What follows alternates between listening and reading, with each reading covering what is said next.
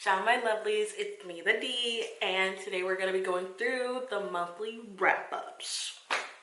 I didn't finish a lot of stuff this month, but it's not because I didn't want to finish it. It's literally just from the library, and I'm just going to have to wait until like it comes available again. I hate that I'm this way, but I usually wait until like 3 or 4 days before the book is due back at the library to actually start reading it and find out if I like it or not. And I've done that a few times this month, and I've got a few books where I need to either buy it to finish it or like just wait and, you know, read it next month or whenever it's available. When I'm saying that, I'm specifically talking about Promise Me Sunshine. Bro, I really like that book. I got 54% through and I found it was gone in 5 hours. I literally went to sleep, woke up, and it was gone. Promise Me Sunshine is written by Cara Baston. I hope I'm saying that right. And I'm not going to try and read like the synopsis. I'm just going to talk about it like it's gossip so that it, you know, kind of comes from me versus like what the book's talking about. So Promise Me Sunshine is about this girl who is going through a rough time because someone really important in her life has just passed away recently. And she's a babysitter. And so she's been struggling a lot with her kind of, you know, grieving, and ends up babysitting for a new family. One of the characters is someone who's dealt with grief before, and so he is trying to help her while she helps their family. Honestly, I think it's adorable. It's also pretty close to my heart because I also had someone in my life who had passed away from similar circumstances, and I've already cried like 3 or 4 times in the book, so it's kicking my ass. I ain't gonna hold you, but I'm like super tempted to buy it just because I like it that much. But I'm really trying not to buy books, especially since I can get it for free. You just have to be patient, right? So it's that one that is specific that I'm talking about from the library. I started the book The Queen by Nick Cutter, and again, I'm super intrigued. I didn't get very far into it, maybe like 10%. It had a really hooking intro, and I'm intrigued. Like, the cover is also gorgeous, so it also is tempting me, but I need to finish books before I try and buy them. So with that book, it was about a girl and her best friend. Her best friend had recently gone missing, and she is trying to figure out what happened to her, right? She's trying to figure out what happened to her, and mysteriously she got a new phone and she's being texted from her friend, and she's trying to figure out what's going on. She's trying to figure out why her friend ran away, why she won't come back, and like she's just following the instructions this phone's giving her because she's having faith that it's her best friend and trying to figure out what's going on. And I will say it's horror, so the intro was definitely horrific, but I'm intrigued. So I definitely want to see. I'm going to try and finish that one next month. I haven't really finished any Nick Cutter before, so it kind of is holding my attention long enough where I'm like I've even thought about getting the audiobook. Like it's pretty interesting, but I don't know if I can handle that in audio format. So those are the 2 books that I'm planning on finishing. Okay, we're going to talk about my DNFs. I am not finishing this book, Wrong Place, Wrong Time, by Gillian McAllister. This book I do not like. Okay, so for me, I do have a short attention span. I'm very much a person where if it does not intrigue me from the beginning, I don't want to read it. I've read this book to, I think, 46%. The first time I only got to 10%. I'm not going to finish it because I really don't like the main character. The mother? No. Wrong Place, Wrong Time is about our main character, Jen, and the story basically is about her. She is the mother of a 17-year-old son, and she sees her 17-year-old kill a man in cold blood one random night, and she's trying to figure out what could have gone wrong in her life and his life to lead him up to this point. That's where the story starts off, is she literally watches her son kill somebody, and then the next day is actually the day before. And so every day after the murder, it ends up at a point that was really prominent in their lives that brought him to the situation. The thing is for me is that I do not like the mother. The mother has a very much so like, I can't believe my son would do this. I mean, who thinks their son's gonna do something like that, right? So that was like, okay, all right, cool. And she just is like, he never did anything like this before. I can't believe he's done anything bad in his whole life. Oh, I can't. And it's just like, girl, like, your son is not a perfect fucking child. Like, obviously. She acts like he is a 3-year-old. Like, she tried to coddle him and really hold him and stuff, but then like, her son is showing very much so he is not the person she thinks he is. And like, I just don't understand how she could keep saying it over and over and over and over and over again. So for me, I was like, girl, get it together. Clearly he killed someone. Then you find out he had a knife. Oh my God. Then you find out all these extra things, you know, like his friends and all these things. And I'm just like, clearly you don't know your son that well. You didn't know about all of that. And it's not even enough, like, you're like, she's not paying attention. It was just like, he's showing you he's not who you thought he was. So, like, stop saying it. It was truly just me being annoyed that she kept saying the same thing. Can't believe him. I can't believe you do something like this. I can't believe you didn't tell me about this. And I'm like, girl, shut the hell up. Clearly he did that. I also got far enough into it where I realized where the plot was going, and it was interesting, not that interesting. Not interesting enough to read another half of that book. And I bought it already. So physically it was beautiful to me, but I was like, I cannot do this shit again. The first time I read it, I really was like, I don't even really want to read this at all. Like, that annoying tone she had was not it. Her dynamic with her and her husband also was not it. And so I wasn't really intrigued by any of the characters. There's only one character I was interested in, and that storyline was like pretty damn short. So I looked up the ending. It's what I thought. So that book is gone. Next, I read Wake Up and Open Your Eyes by Clay McLeod Chaplin. I read that this month. I really enjoyed it. That's a lie. I read it. It was okay. Again, very intrigued by the start. Basically, we're following the story of Noah, okay? Noah just got a phone call from his mom, and she's like, the awakening's happening soon. Like, get in on it. And he's like, what the fuck are we talking about?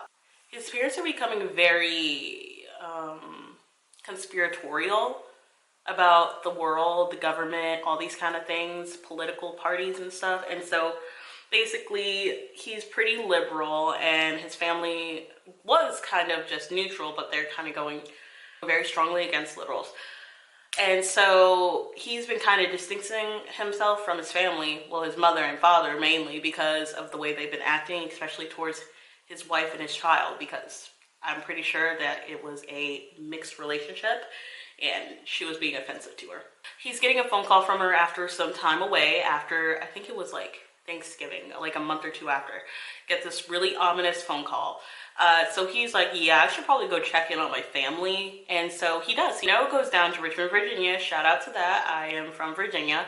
So he goes to Richmond, Virginia to go see his family, and when he gets there, shit already turned left. So his parents look disheveled, they look disgusting, like they haven't been taking care of themselves, and basically Noah comes upon them before the Great Awakening, which basically has his parents, like, makes his parents turn fully, like, vicious. They try to kill him, to hurt him, and he's like, what the fuck's going on? So he gets out of there, and that's where the story starts. And again, I'm like, how did we get here? Like, it sounds cool. Like, I love me some horror, but I'm not into like zombie or like, you know, aggressive, like everyone in the world's infected kind of stuff. So I was like, okay, this is like a gateway. I could get into it. It's probably not too gory. It was a little gory, but like nothing I couldn't handle. But at the same time, the book has that first preference, and then it almost fully goes to the left. It's still relevant. It's to Noah's family, but I also did not care. Like, it's literally Noah's brother and his family, and like, again, I understand what the book was trying to tell me. It was trying to say, oh, these are how other kind of people get indoctrinated into these certain kind of like mindsets about, you know, that kind of stuff. And I was like, oh, okay, I get it. It went on forever and ever, and I was like, when are we getting back to Noah? Like, Noah and his thing with his parents, like, so it took a really, really, like almost more than half of the book was about Noah's brother and his family, and then a little bit was about Noah getting back to his family after the thing with his parents. For me, I was like, okay, you tricked me. I thought I was getting a book about Noah and this survival-esque thing, and we did get it, but it was like low-key pretty short compared to what the book was supposed to be about, right? Like, it was really not that long to talk about Noah and him going back to New York to his family versus Noah's brother's family and stuff. Like, it was really kind of, it was low-key kind of preachy. I remember I gave that one like a 3-star pretty much. So again, I read it. It was okay.